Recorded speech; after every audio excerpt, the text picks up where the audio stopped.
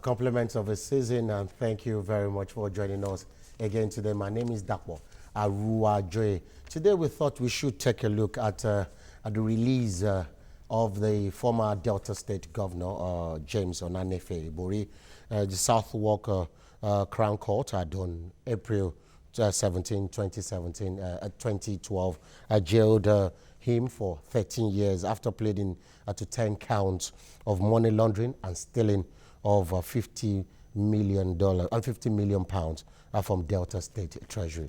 That's what we're looking at today. And to help us do the discussion, our barrister Adetokunbo Momoni, Executive Director, Socio-Economic Rights and Accountability Project, SERAP. Thank you very much for joining us. It's my pleasure being here. Okay, let me get your take on what did you feel? How did you feel when you heard that Ibori has been released from the UK prison? Let us take it a little bit back. Like in a society where things are done according to institution, structured, existing, functioning, the due process had been followed.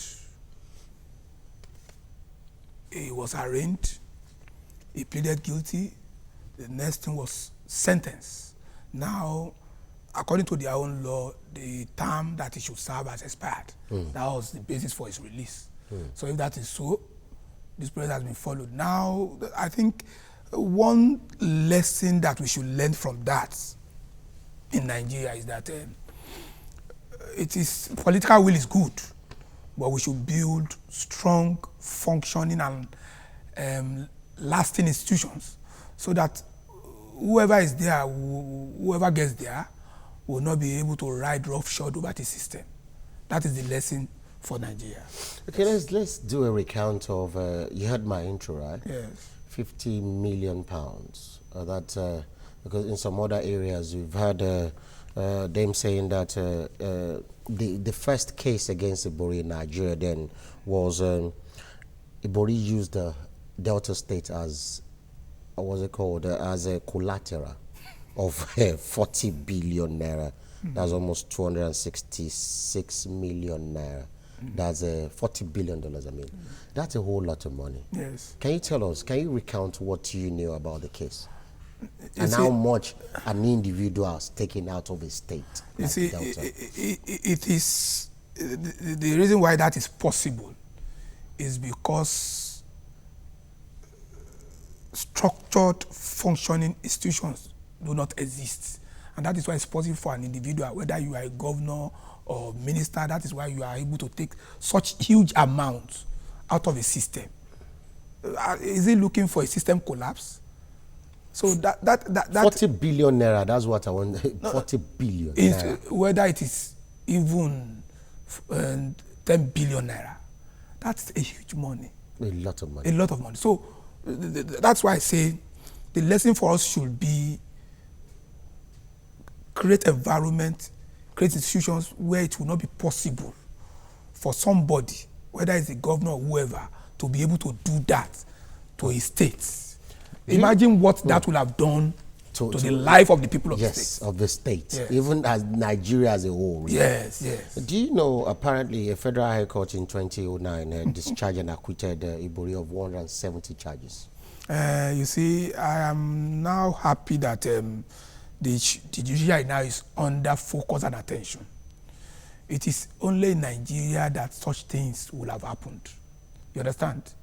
That they now said, you remember that it's more or less the same set of counts that he said he was not guilty of here. Yes. That Justice Awokulenya of the Federal High Court then discharged and acquitted him of, that he pleaded guilty to in England.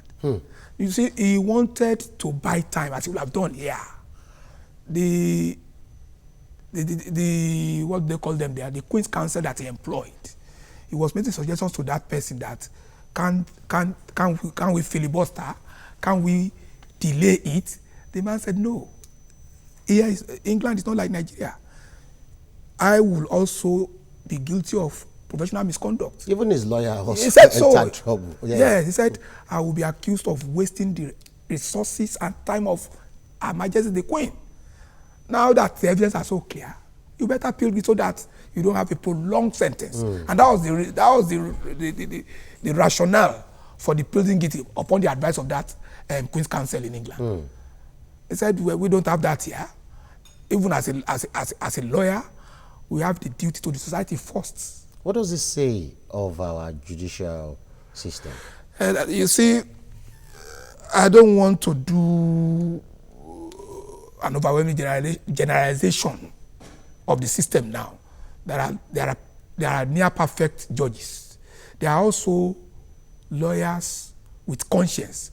Remember, people like Chief Gani Fawemi, his public posturing is exactly what his private posturing was when he was alive. I remember that I was privileged to know that when a matter of a particular previous governor came, he was alleged to have stolen state money. The first contact was to go to Gani Fawemi. I don't want to mention the name of the governor. Chief Gani Fawemi said, call him by his first name. I believe you stole those monies. You better go and return it. I cannot, in good conscience, appear for you in court to defend you when my mind tells me that you stole the money. And the man, the then governor was ready to pay 10 million naira deposit for Chief Gani Fawemi. He said, no, that will be contrary to my public posturing. I am an advocate against corruption, and it will not speak well of me to now be the one defending you against this when I'm almost certain that you did it. So those are advocates with conscience. And that is the duty of all legal practitioners. You see, our first duty is never to our client. As some people will let us believe, some sinners it's a lie. Just to humanity first. No, our first duty is to the administration of justice and the cause of the society. We know that this issue of corruption is a debilitating factor against the survival of Nigerian people. We as lawyers, as agents for social engineering, as Rose Pound said, we should be in the forefront of all this fight. We are not talking about that rule of law must not be followed, no. But we must not use our privileged position as lawyers to circumvent the trial of those accused of committing an offense. Okay. You are entitled to defend your client, but do not filibuster. If your client has a true defense, let the trial go on. Why must you say the trial will not go on? Why will you file one frivolous objection? You are overruled, you take to the Court of Appeal, you are overruled, you take to the Supreme Court, hoping that this regime will expire and there will be business as usual again. That is not fair on the system. It's not fair on Nigerian people. Yes. Those are the things people like Advice will never do. Okay, and then let's talk about the organ that fight corruption, Yes. the EFCC. During the time of Ibori, he was the governor from 1999 to 2007. 07 years. Ribadu was the man at the helms of affair there. At the FCC, yes. The role he played as at that time, because according to allegation, Ribadu avoided arresting Ibori initially. Yes. Eventually, there were allegations that Ibori bribed Ribadu $15 million. Is it pound? Dollars. 15 million pounds. Dollars. And as at that time, dollars. And as at that time, Ribadu said he kept the money as evidence in the central bank. Yes. Can we say the money is still there today? And those are the questions we'll be asking now. It was not that. Let me set the facts a little bit right as I know it. It was not as if anybody was the one who disclosed the bribe. It was Ribadu Himself that disclosed it without anybody knowing. He said Ibori attempted to bribe me with $15 million, and I collected it and I kept it with the CBN as evidence. So the question we should be asking ourselves is, what has happened to this money? Where is this money now? You see, it's not a revelation. It's no longer a revelation. It's a reminder now. You see, sometimes events happen so rapidly, and we tend to forget certain things. It's part of our duty to now put them back in the front burner of public discourse, so that true accountability will be achieved. So the question we'll be asking ourselves is, where is the money? This was what the Ribadu said at the time. Now, where is the money?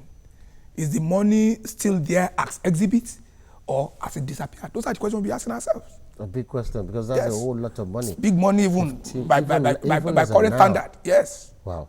And again, let's get to look at it, the role that EFCC played then, because can the EFCC can the EFCC now play the role EFCC played then? Because Ibori, no doubt, was a very powerful man in Nigeria then. Yes. And for Nuru Ribadu to take the courage to say, okay, this man has to go down. Can we have a replica of that today? It is possible. I have...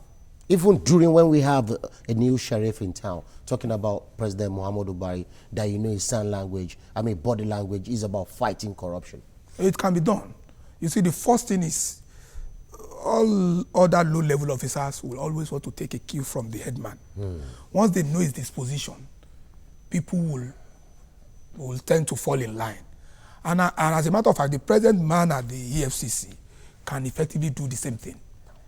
Because I even believe that the man does not even have anything to do in terms of favor for anybody except to face this war against corruption. Yes, corruption. I believe that it can be done. Can be done. Yes. Okay. I need to interrupt you because we need to go on a short break. When we come back, a lot of questions will be trickling in. Don't go anywhere, please. You're welcome.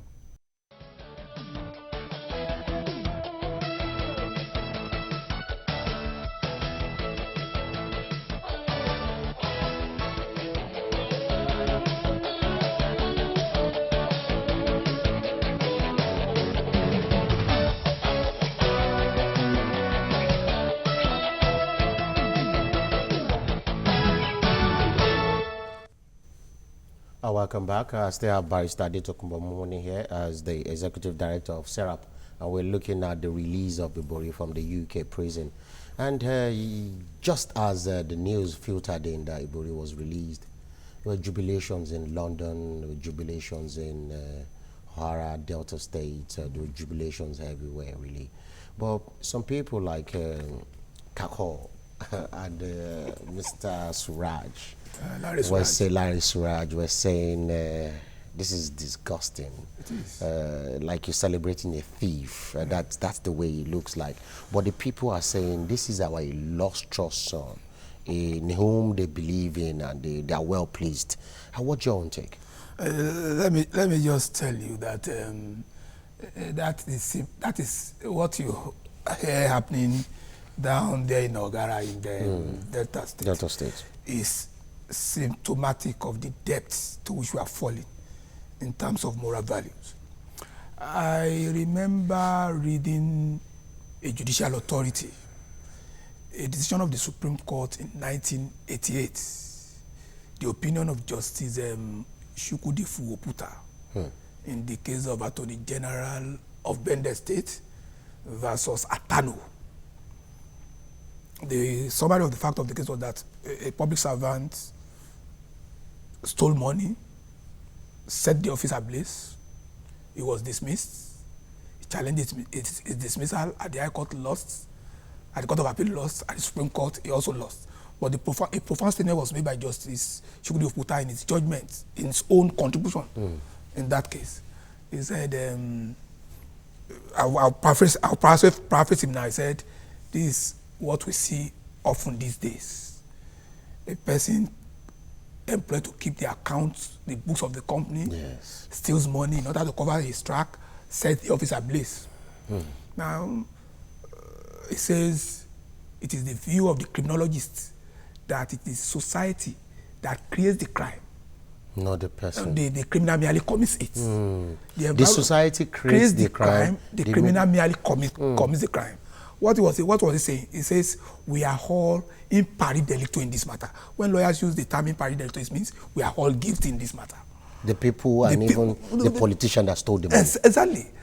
You see, in some crimes, even before now, when something like this happens to you, people bury their head.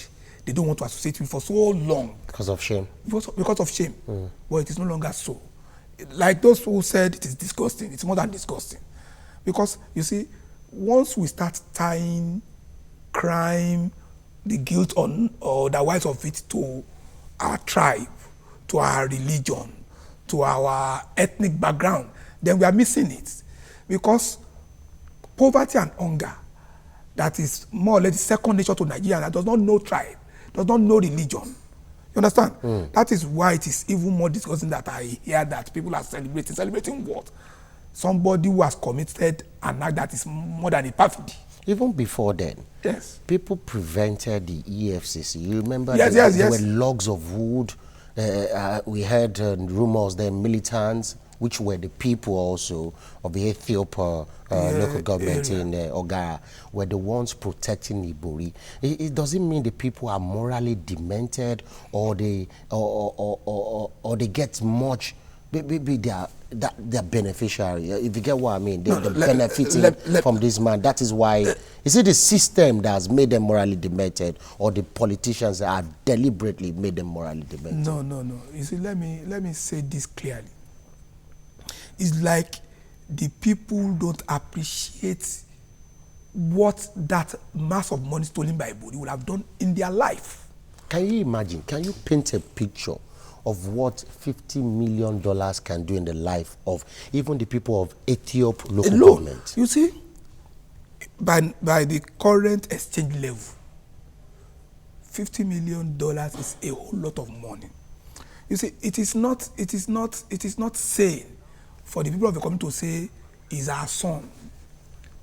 Have they for once thought about the establishment of clinics, the building of schools, provision for health facilities that will have come to that immediate community with that money if it had been spent for the purpose of governance? Because even in UK, they're saying a man that earns $25,000 as a governor can have $35 million of his account frozen. Where does he have such money? I call it the porousness of our system, and that is what is making it possible. Okay. And we have to now devise systems by which it will be difficult for people to take such money out of the state or the federation account, so that the life of Nigerians will be. So we tinker with the law. Yes. Okay. And again, talking about celebration, all the way in London, a senator flew from Nigeria to London. He was even saying story about the officials at the airport saying, "We know you are going to see Ibori," and he said, yes, he has the obligation to go and see Ibori, or else something will happen here. He's going to create a scene. And let's talk about what he really talked about. It is circulated online. I think I saw it on Sahara Reporters also. Senator Peter Nwaboshi said, Ibori, while he was in prison, was instrumental to Saraki, Bukola Saraki, becoming the Senate president, and also Yakubu Dogara becoming the Speaker of the House of Representatives. How possible? No, I don't want. I'm trained as a lawyer. I want to rely on concrete evidence. He said so on tape. No. The man said so. He will have to in front of Ibori. Thank you. The man will have to let us into those schemings. What happened? What happened? Until that becomes public knowledge, I don't want to speculate. But the people, wise people will say, "Show me your friends, I will know who you are." He will call himself a distinguished senator, if he ever said so, but I don't know what distinguishedness means in the circumstance of this case. You see, people outside will look at us and say, "What are these Nigerian people up to?" Is that why they say we are fantastically corrupt? They will have their reason. These are part of the reason. Yes, they will have their reason for saying so. Hearing what a serving senator said, it will just be laughing stock out there. It's unfortunate. So the people are suffering while they are still praise-singing somebody. Yes. They are stealing $50 million.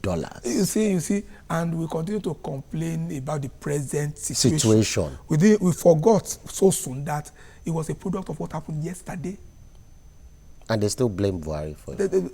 It's because we have what you call collective amnesia. When you forget things so easy. That's why I say things happen with so much speed now that we may forget. We don't remind people what it was yesterday. You see, I know that the president was elected to provide solution. He's not a magician. If it took so long to destroy a system, you can't expect the fixing of it in 2 years. But if that amnesia becomes it becomes a disease, because if you forget where we are coming from, or we don't know where we are going. Definitely. So I don't know what. Let me tell you sincerely, I don't believe in the people in the National Assembly. That's my personal opinion. It is not. But they're just there for their own. I don't know. No. You see, whenever they quarrel there has never been an occasion when the quarrel was centered on what would benefit Nigerians. It's just about their personal interest. Take a look back to all the quarrels that they've had there. Not one has been centered on making life convenient for Nigeria. Okay, because I talked about $35 million frozen assets, Ibori's assets frozen, and also Ibori is to pay £15 million to the UK government as proceeds of crime. Are we not losing in all this? Because let me reel out when he was sentenced on April 17, 2012, yes, to 13 years. Among his properties that were confiscated was a house in Hampstead, North London, for £2.2 million. There's a property in Dorset for £311,000. There's a mansion in South Africa for £3.2 million. There's a fleet of armored Range Rover cars for £600,000. A fleet of Range Rover cars. That guy was enjoying. A Bentley Continental GT, £120,000, and a Benz Maybach for €407,000. That's a whole lot of money. Yeah. So who's going to be enjoying all this? The UK government or the Nigerian government? You see, can you reserve that comment? I need to take a short break. And when we'll come back, you reel out your thoughts. Don't go anywhere, please.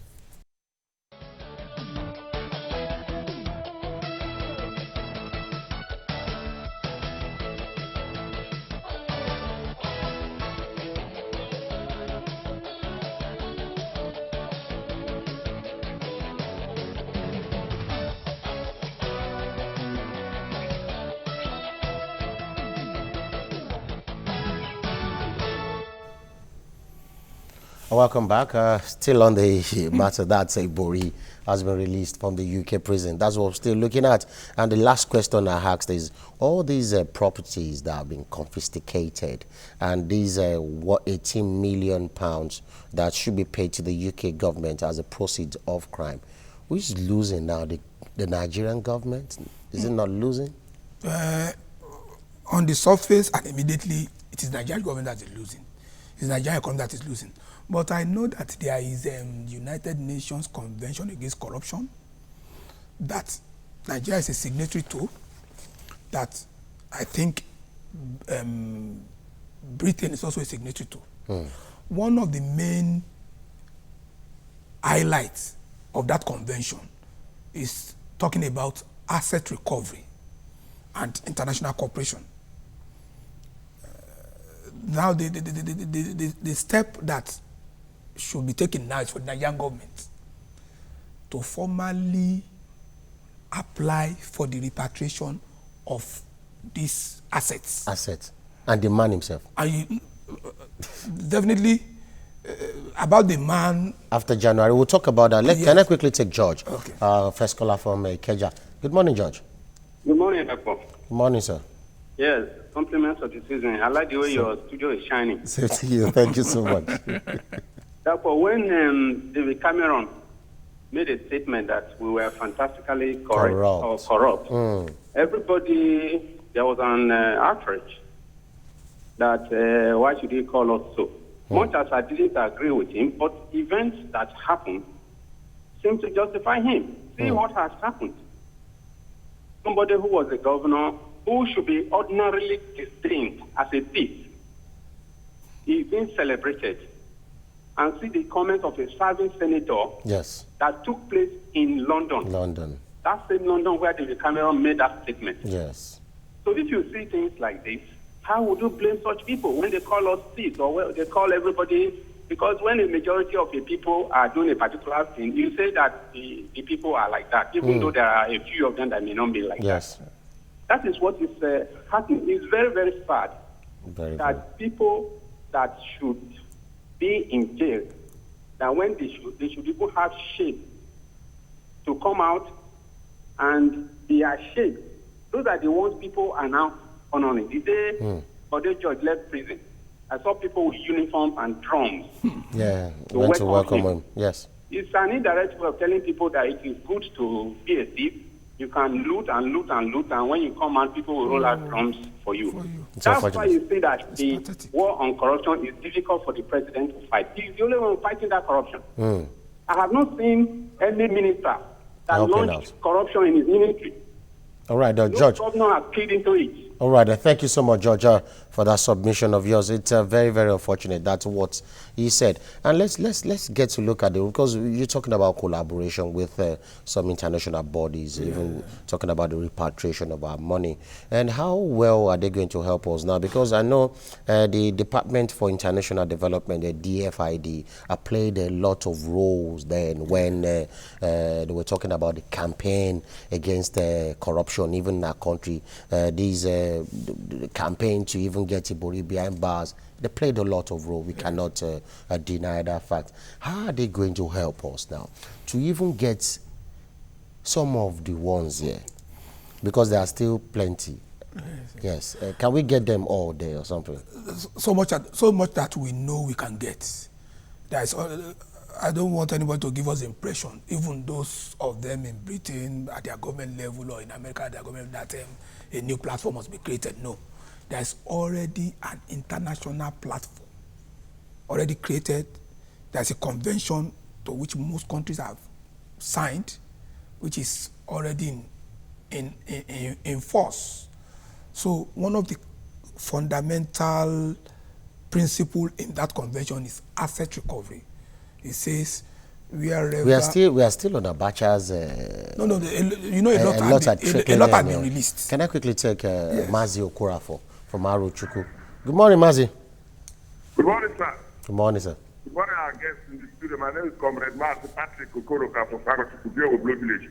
My brother, what I saw yesterday is somehow I don't know. Nigeria is our country, and the way things are moving, I don't understand. 40 billion Ibori scam is something that is very, very touching. Now, I'm surprised that people in the village there were rejoicing, enjoying, and drinking.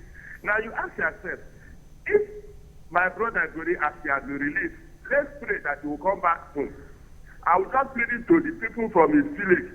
Let them talk to him at least. They have faced the calamity and the problem the people in the village say they are facing.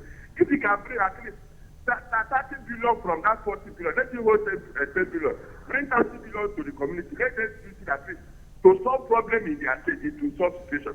A situation whereby we come back now, we don't know where the 40 billion is, whether it's with the British government, is somewhere hanging, or they are using to buy. It is very, very funny. 40 billion, it's not 5 naira. 50. The money, I think, is just to bring in that money right now that the whole $50 million. The whole world is complaining of lack of money. It will help substitution, reduce crime, prostitution in that very place, and even reduce all this kidnapping around. It will help us. And even to help the education. Look at the type of school fees they are using in that very state. Let the man come, let the government, let him bring that money and help substitution. It is very alarming. Merry Christmas to everybody. Have a pleasant day. All right, thank you so much. Yeah, that's a very good point. They need the money back home. Very well, very well. But if the money comes back home, won't another person take the money? No.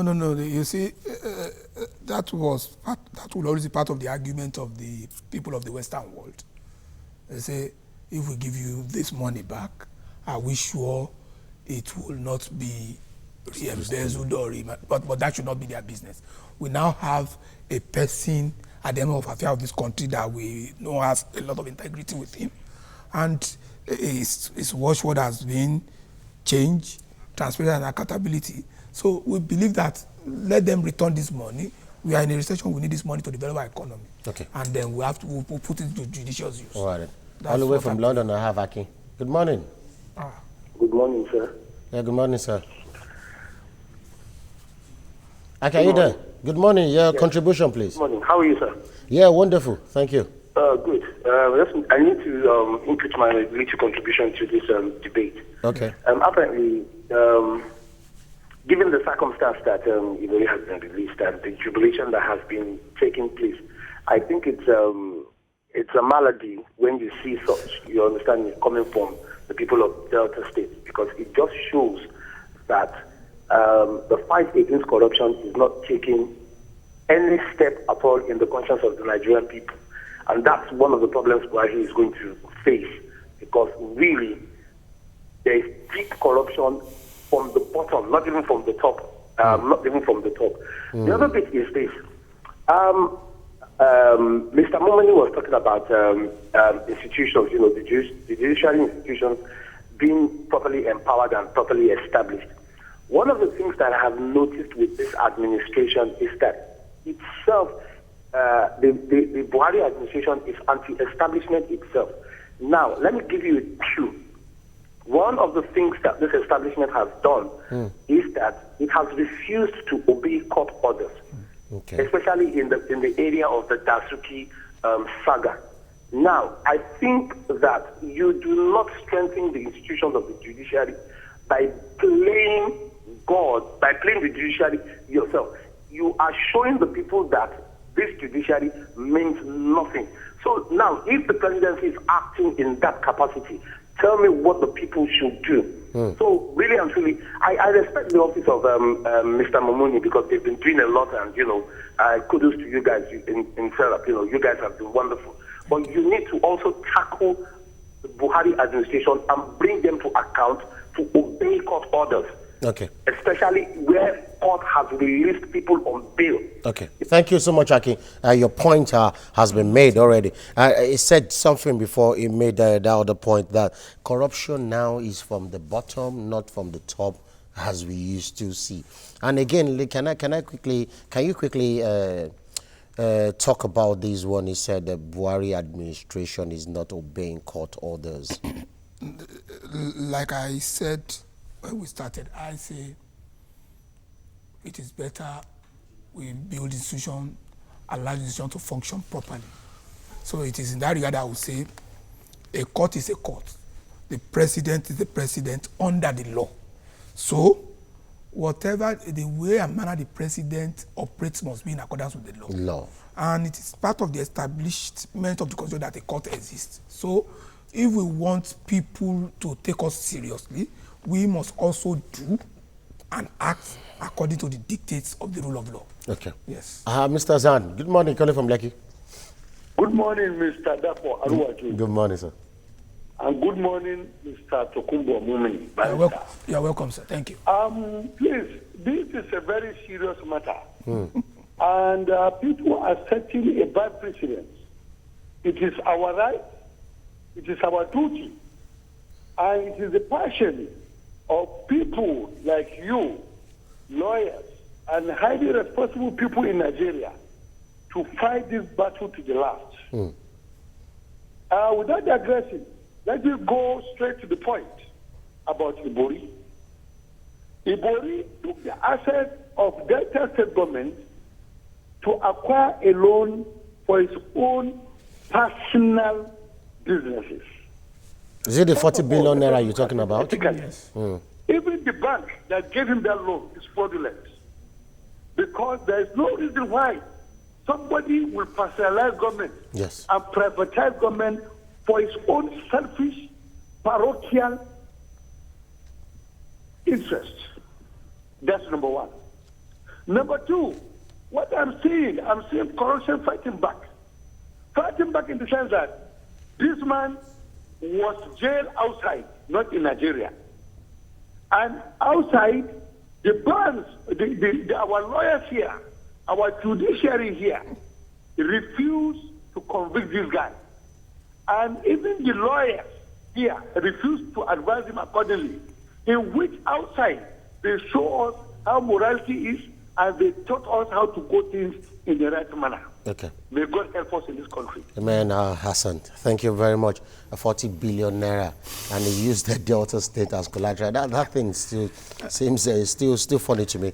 And let's talk about what comes up next now.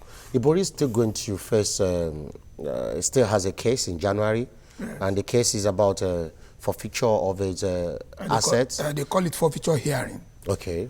Because that's the way their system works.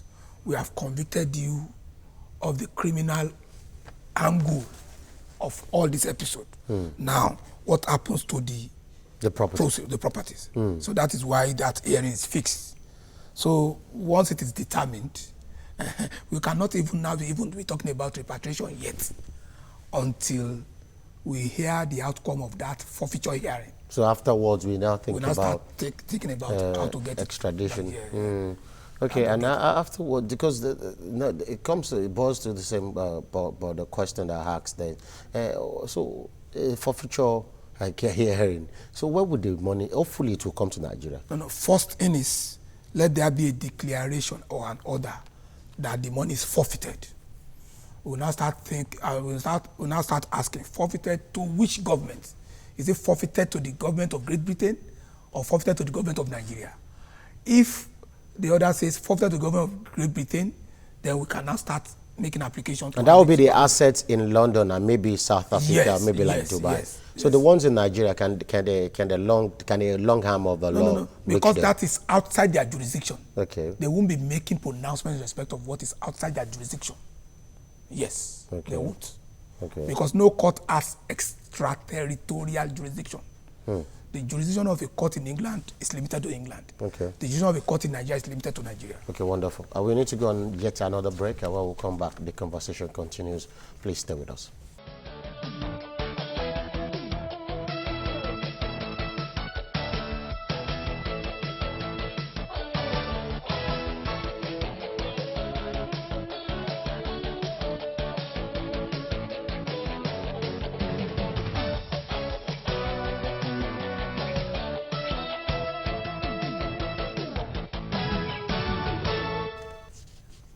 Welcome back. And the question I'll be asking Barrister Adetokunbo Momoni is, now that Ibori has been released from the London prison, though he will be confined to a flat in London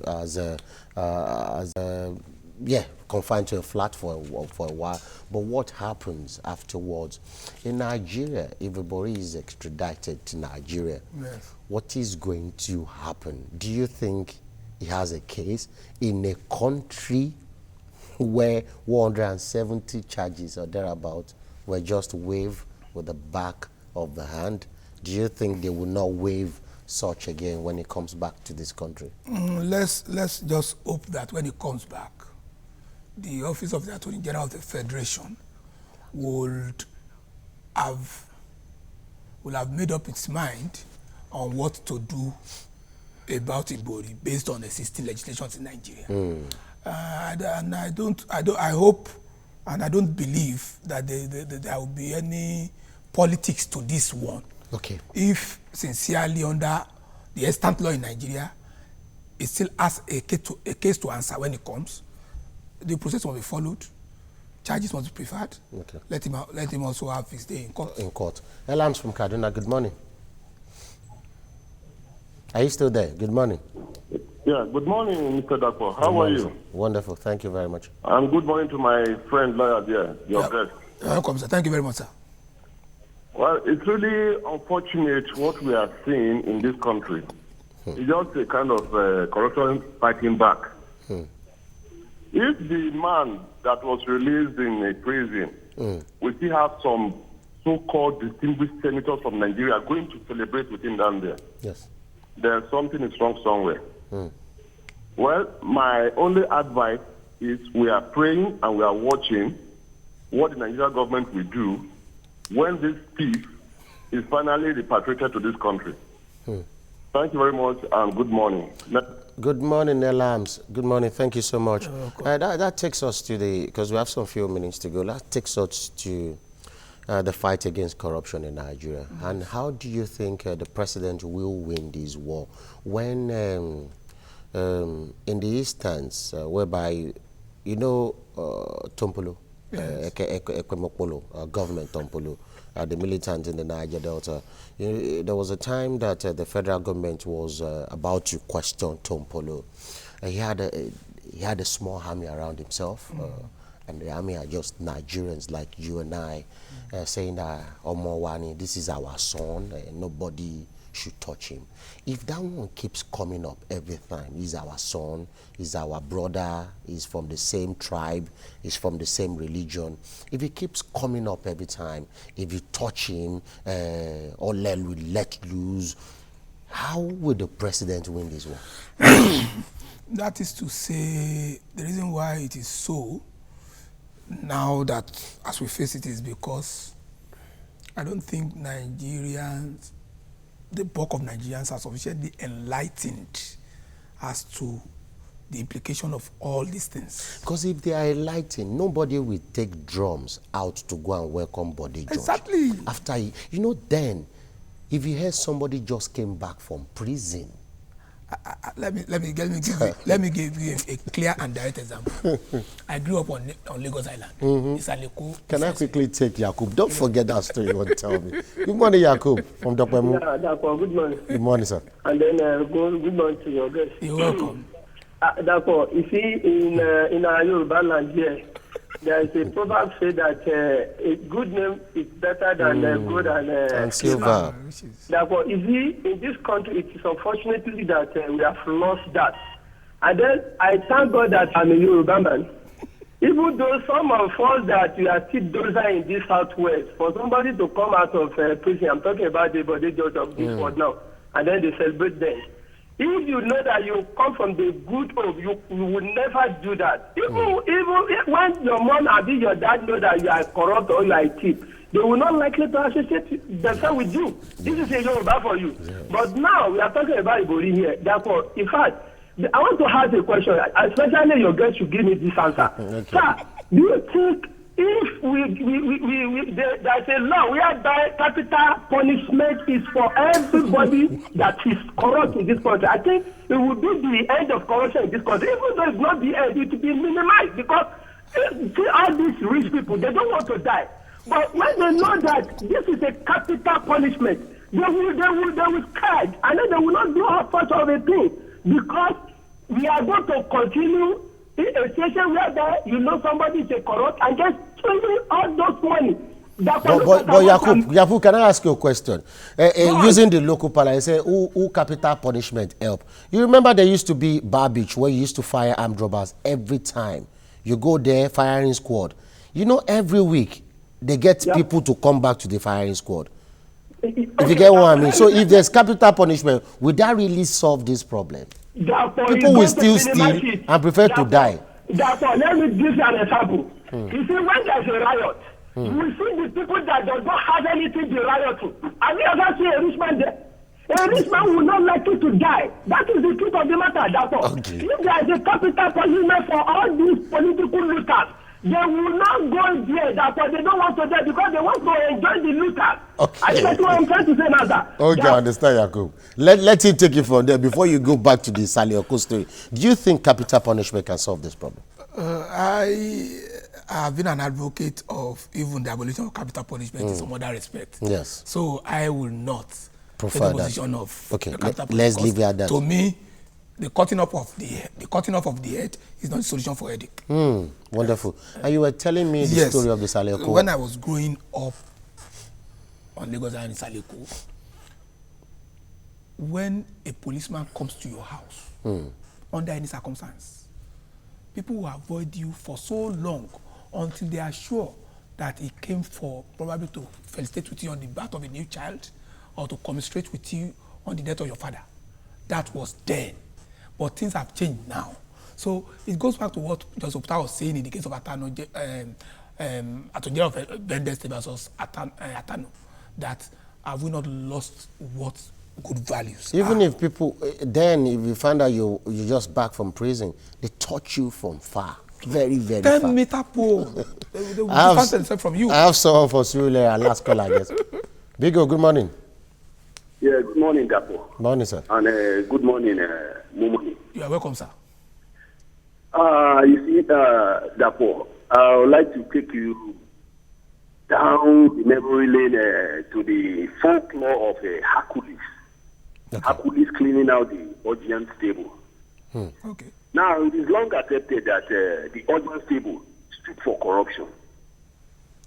But what I want to concentrate on is the river with which Hercules cleaned out the audience table in one fell swoop. That river is not a river of water.